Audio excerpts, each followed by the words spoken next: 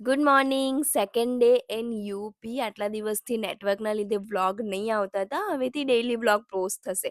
સવારના અમે લોકો થઈ ગયા છે રેડી અને હવે અમે લોકો જઈએ છીએ અયોધ્યા. અહીંયાથી અયોધ્યા ખાલી 100 કિલોમીટર જ છે અને હવે 2 દિવસ કોઈ જ ફંક્શન નથી તો વિચાર્યું અયોધ્યા જઈ આવીએ. જય શ્રી રામ. ગાડી પાર્કિંગમાં પાર્ક કરી અને અમે લોકો નીકળી ગયા ચાલતા ચાલતા. આ સેકન્ડ ટાઈમ છે હું અયોધ્યા આવી છું.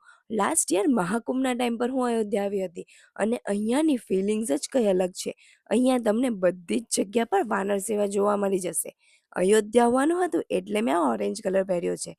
કહેવાય છે શ્રીરામજીના દર્શન કરતાં પહેલાં તમારે એમના પરમ ભક્તના દર્શન કરવા પડે છે. એટલે જ અમે લોકો પહેલાં આવી ગયા હનુમાનગઢી, હનુમાનજીના દર્શન કરવા માટે. અને અહીંયાની ભીડ તો તમે જોઈ જ શકો છો. એનીવેઝ, જય શ્રી રામ બોલતા બોલતા દર્શન કરી લઈએ.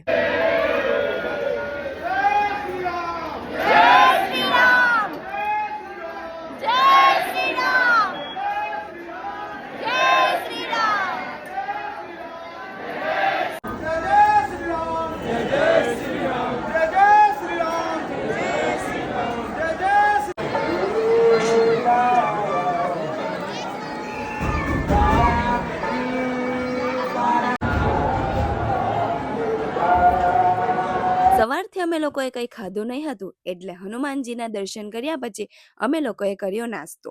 રગડા સમોસા અને મકાઈ ભેલ ખાઈને અમે લોકો નીકળી ગયા શ્રી રામ મંદિર જોવા માટે.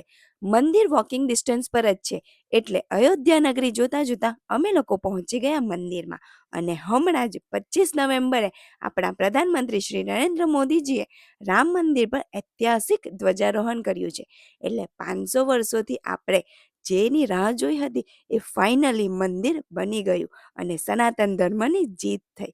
મંદિરની અંદર ફોન અલાઉડ નથી એટલે મંદિરની અંદરના લોકરમાં અમે લોકોએ અમારા બધાના ફોન મૂકી દીધા અને મસ્ત એવા રામલલ્લાના દર્શન કરીને અમે લોકો નીકળી ગયા ઘરે જવા માટે. અને એની સાથે આજનો વ્લોગ અહીંયા જ પૂરો કરીએ.